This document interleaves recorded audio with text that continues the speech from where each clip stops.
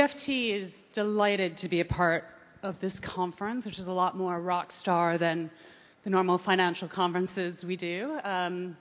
Not all of us old media publishers are hurtling towards obscurity quite yet, so we're delighted to be a part of this, and I'm certainly delighted to interview you, James.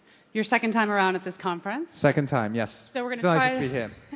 We're going to try and not cover too much of the same ground as last year, but first thing I want to pick up with you, and I know this is something you're particularly passionate about, but when we talk about Twitter and we talk about creating social movements, what does that mean to you? What does it mean to the company, and what does it mean to the brand? A lot of us have thoughts and wishes that, frankly, many people thought to be impossible to fulfill. And I think what Twitter is doing is, since we're such a simple platform to voice our ideas, we're making that idea visible and connecting those ideas and spreading it in a way that was technologically not possible before. So I think, all the big movements that we've been privileged to be a part of, whether it be the tsunami or the Arab Springs or other political movements, or even like consumers really talking about how they're excited about something, I think that was happening from before, but we've just made it very visible and we've made it a lot more sort of faster to spread. And so to us, we talk about the pulse of the planet, but we're sort of making visible everyone's wishes and also fears and bringing changes through that. When we talk about social movements and Twitter, people often think of the earthquake in Japan, the Arab Spring, et cetera. But as you're talking about there are also social movements in brands and with companies, whether that's through a product launch, whether it's advertisers through Olympics, et cetera. Who's been most creative about tapping into this sort of social movement that can actually happen when something goes viral? I think for me personally, the most creative moment was really the blackout during Super Bowl. And frankly, to be honest, all our team was terrified when the lights went off, because the amounts of money and creativity that was going into buying those few seconds was tremendous. And our team was standing by to support everyone who had spent so much for that moment. And when there was a blackout, we found that Oreo and a few other brands were so quick to adapt to the new situation and creating new creative, probably within a matter of minutes. That went extremely viral. And I think that's one of the sort of exciting things about being creative on social, which is that traditionally, we've spent months and months planning our creatives. And it was a well sorted out thing. And if something like the blackout happened before, we would have been a little bit lost as to what to do. But the lightness of the vehicle, the 140 letters, and even like a short 6-second video like a Vine is making it very, very easy for creative brands to come up with a new thing that is real time within minutes. And I think, personally, Oreo was the winner of Super Bowl for me. Where does that creative flexibility come from? How are people as adapted to it now that they're ready to respond and actually thinking about ways that they can harness quick changes, overnight changes? Do you think that's been one of the biggest revolutions that social as a whole has brought on? It's just increasing brand flexibility and people looking for opportunities where otherwise they wouldn't have before? I think that's the opportunity. If the question was the other way around to say, are most brands capturing that opportunity? I'd say no, which is probably the reason this kind of conference is so important. Because for many companies that have invested so much in their creative, control is actually quite important. And so many companies actually reached out to me right after Super Bowl to say, how can we organize to be able to do something like that? Because frankly, we haven't given the people on the ground that kind of flexibility to roll out a program within 5 minutes without 20 people signing off on what was to get released and to become the biggest viral marketing during Super Bowl. So I think, for me, people on the ground are often ready, but the marketing structure typically hasn't been designed that way to adapt to the fast change. And I think the fast change means some risks, but some people become huge winners. And I think we need to set up the marketing organization to be ready for that. We've definitely seen our share of big winners. This week, though, we saw what some are describing as a big loser with Kenneth Cole putting out some tweets that people thought inappropriately referencing military action in Syria to sort of sell shoes and handbags. Do you see that people aren't quite totally in focus with what they should be doing, the rights and wrongs of Twitter? Is there more of an education process that needs to happen, or is that always going to be, there's always going to be people who make stupid tweets, who do stupid tweets?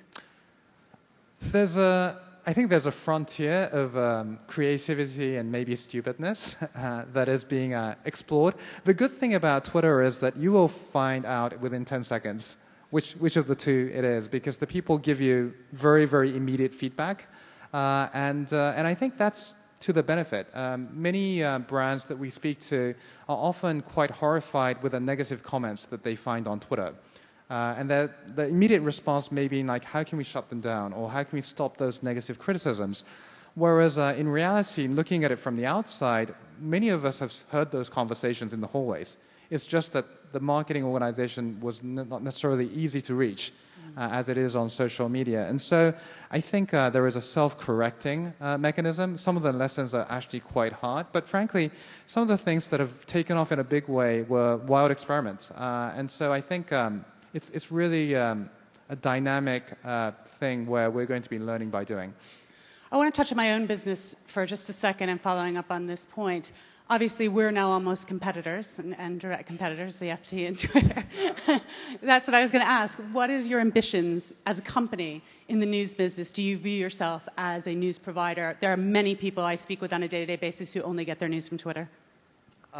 We definitely, adamantly are not competitors with FT or any other media. We're actually, we have a very, very strong policy that we don't create or curate material, and it's to make sure that we remain a platform. We want many content providers to be creating stuff, and I think that's part of the appeal of Twitter. People are not interested in Twitter's points of view. Twitter doesn't necessarily have a point of view. They're interested in the breadth of material and the diversity of material that goes out.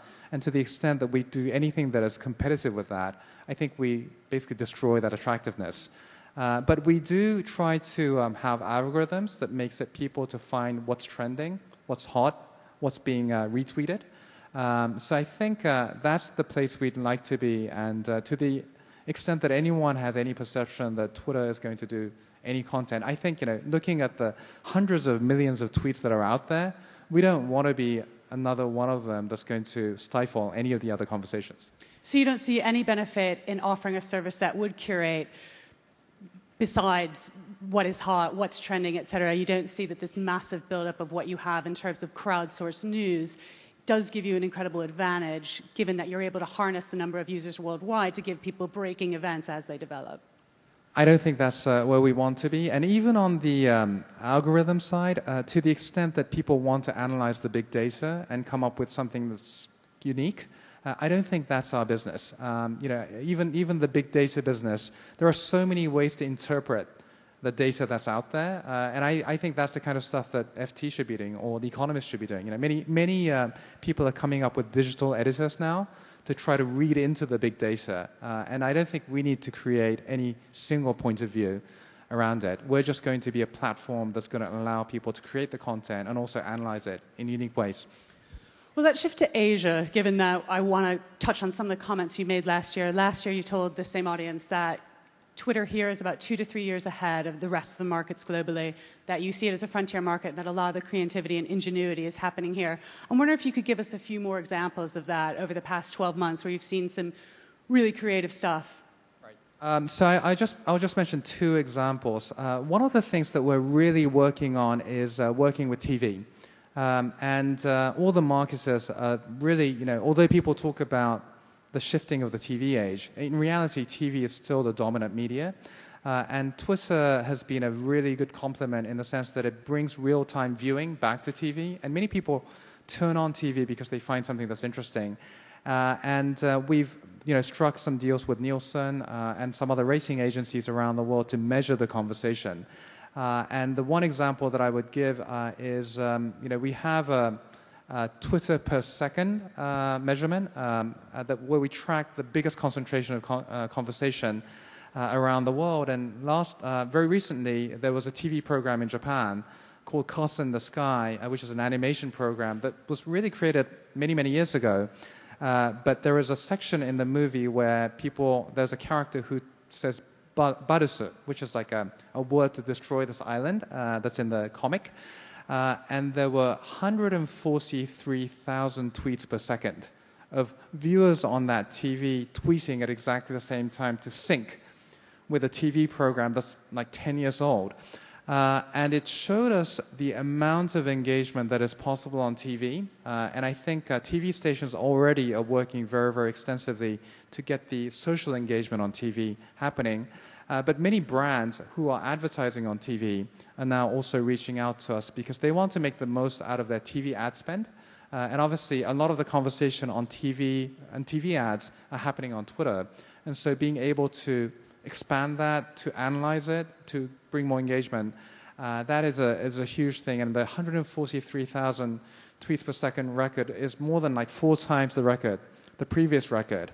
And so the amount of intensity of conversation between TV and Twitter, I think we're seeing explode in ways in this region that we hadn't seen at all. The one other quick example that I would give is everything that's happening around K-pop is also fascinating, and I think it's an interesting intersection of very unique music with YouTube and Twitter. And YouTube is the viewing vehicle, but Twitter is the dissemination vehicle. And I think we're going to be seeing more and more content in the region just reach global audience that wasn't possible before. And one of the things that I'm doing on this trip is talk to many, many Chinese musicians. Because, frankly, there is so much interest in everything Chinese. People are learning Chinese. In the West Coast, all the kids speak Chinese. And yet there is very little appetite compared to the Koreans, for example, to bring music content that is Chinese to the world. And I think it wasn't maybe possible before. It was maybe perhaps too expensive. Now, with the new social media, I think it's totally possible. And that's the kind of stuff that we want to be breaking in this region. And I want to also touch on mobile, though I know time is tight. I'm sure most people in the room have seen that overnight Twitter purchase MoPub, its biggest acquisition to date, which is a mobile advertising company. And I want to obviously touch on that price tag of $350 million, according to the best financial sources. Can you talk a little bit about what your strategy in mobile is more broadly, and as much as you want to say about MoPub, if you want to go into it specifically? I don't want to go into specifics, but I will say that everything is going mobile, and the ads, many of the ads are becoming more algorithmic, and systematic. And so to the extent that ads are going that way, and brands are demanding that ads be as easy to buy and more rational in terms of its pricing, platforms are going to emerge that are going to make it more easier. And Twitter, we've heard again and again from advertisers that we need to be stronger in that arena. And so I think it's an acquisition that makes sense. It brings more value to advertisers who want to really do more on mobile and want to do it in a way that's really efficient and rational. And we think this is an acquisition that's going to help that. So it's a move, I think, in the right direction. And in this market, like this region, where we're seeing absurd level of penetration of smartphones, it's going to be one of our priority markets to make that available. What about in markets where the penetration of smartphone is much lower, we're still relying on feature phones? What's Twittering's offering going to be there in the next few years while smartphones still filter in? It's I think it's a difference of pace. We obviously started with non-smartphones, and so we have clients that are already around it. But the penetration has been faster than we expected. So definitely in Korea probably being the leading edge market. We're watching everything in that market very carefully because I think that's the trend that every market is going to reach towards. But there are markets like India where I think we are doing very creative models of working with telecom companies, working with other providers to create data plans and other things that make it easier and more accommodating for the existing users that are using feature phones. We've heard a lot this morning about brands and trust and building loyalty through brand, through social.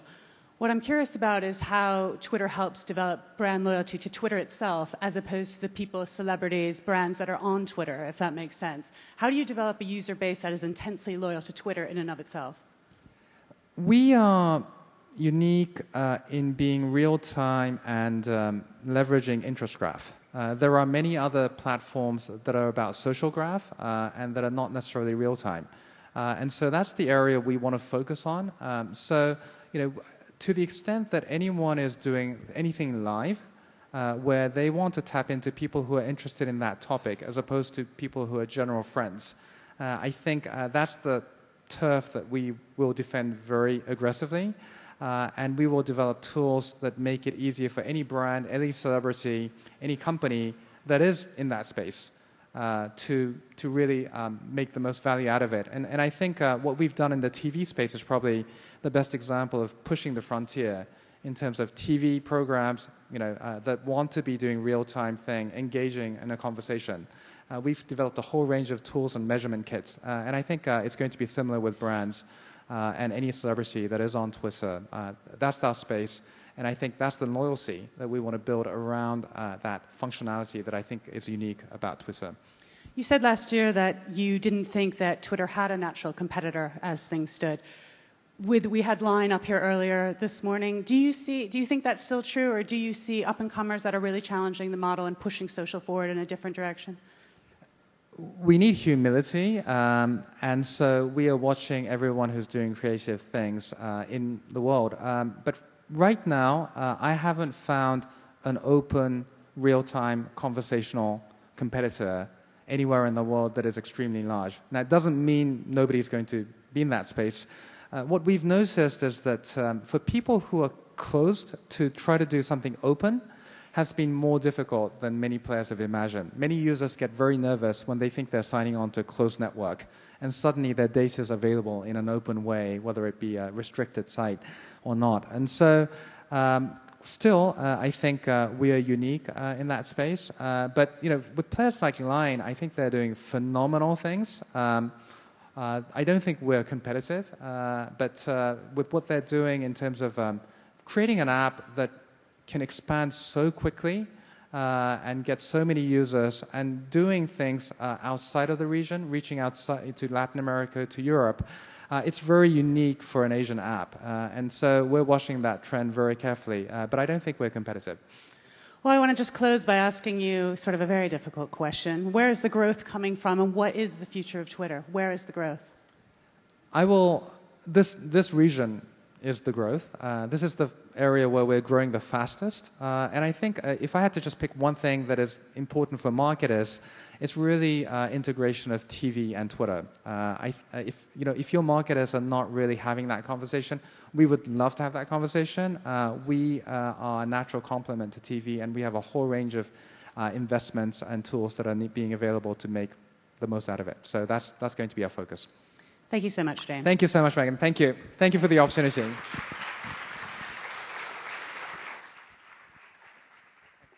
Thank you.